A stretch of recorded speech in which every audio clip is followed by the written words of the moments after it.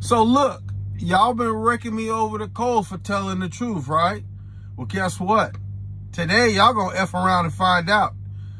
Because I got receipts. And we're gonna get into it. But before we do, make sure you leave a like, comment if you haven't commented, subscribe if you haven't already subscribed.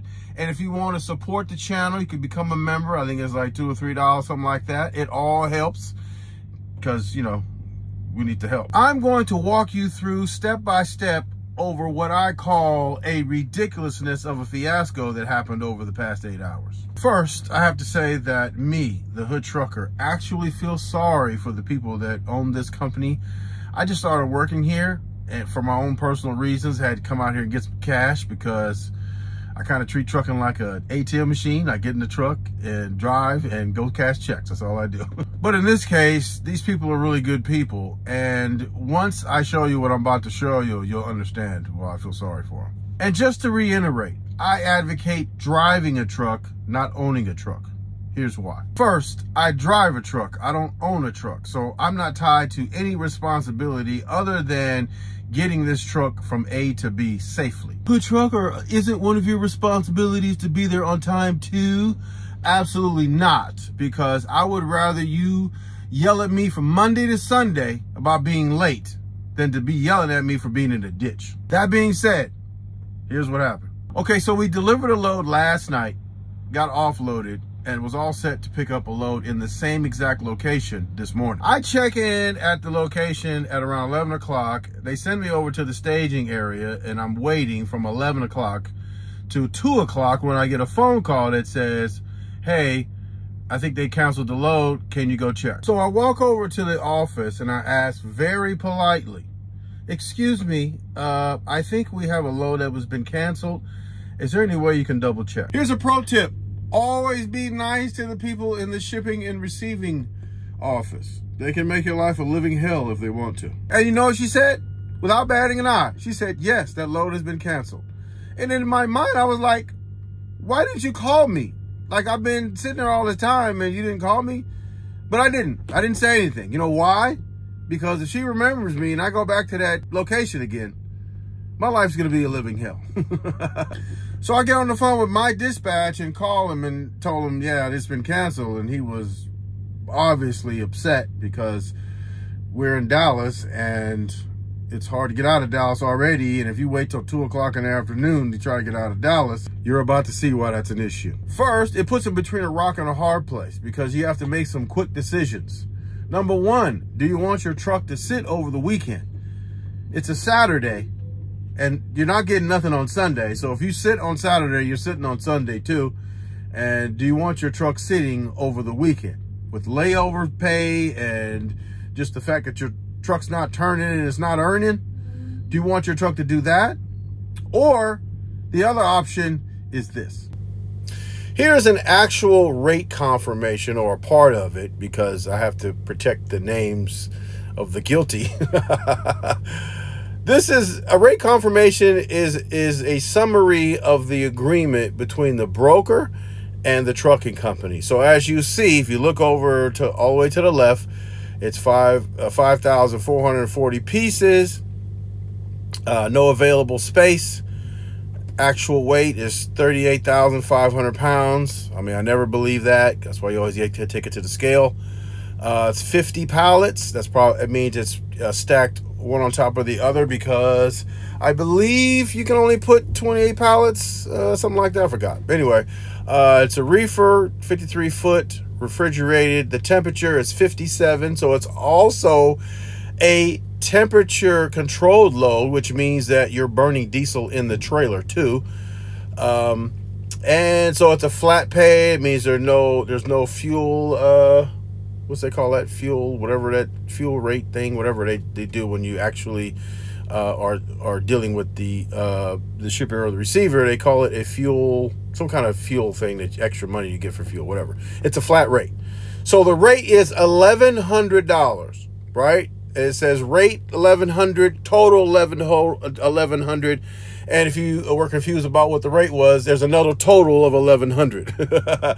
So if we go back to the left, right, where it says miles, right over pallets, right next to pieces, it says 1,008. It says 1,088 miles. Now, again, the rate is 1,100. The miles are 1,088 miles, roughly $1 a mile. Let's look at why this is insane. Okay, so we pulled out the calculator just so we can show you exactly how ridiculous this load is and how a broker should be ashamed of themselves for even offering this, this load. Okay, look. So if we go and we say, the first thing we want to know is how much does it cost to run our truck for 1,000 miles? It's 1088, but there's also 40 something miles even to get to this 1088. So we're just going to say 1,100 miles so we can keep the numbers simple. So what you do is you take 1,100 miles, right?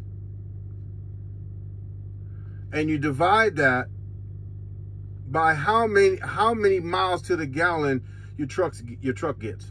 So this is a Western Star, and we're gonna just, I mean, it's somewhere between 6 and 7. We'll do this. Is what we'll do. We'll do 6 miles a gallon because we're gonna estimate on the little bit over the higher side, you know, just for to take a number. So we'll say 6.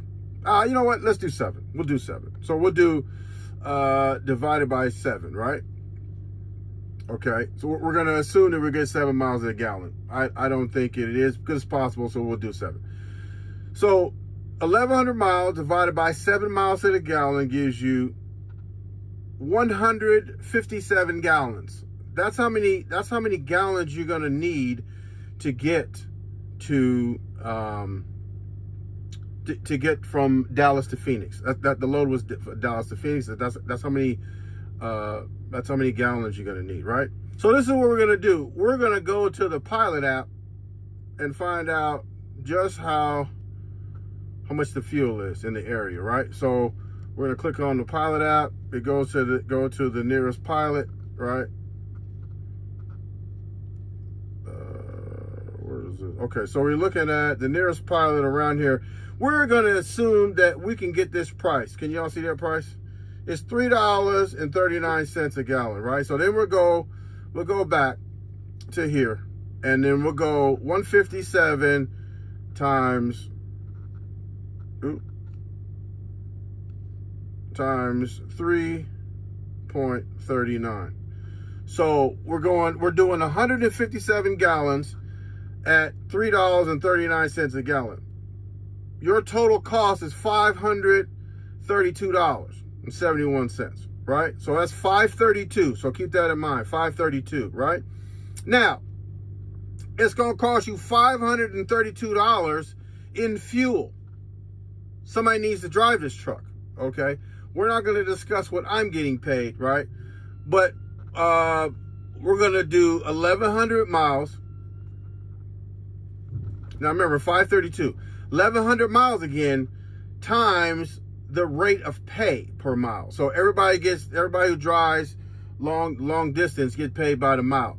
So we're not gonna do what I get paid, which is why I feel sorry for these people. But I looked online. The average pay is somewhere between 45 cents and 50 cents. If you look, you know, for over the road stuff, like for normal companies, like smaller companies like this. So we'll lowball it, right? We'll go 45 cents a mile, which is 0.45, right? That's $495, right? Now, $495, which is your driver pay, plus your fuel cost, which is $532, $1,027. Minus your rate of $1,100, you made $73 for this load. This is why I feel sorry for this company, because with my rate, they didn't make nothing. And actually, they lost money.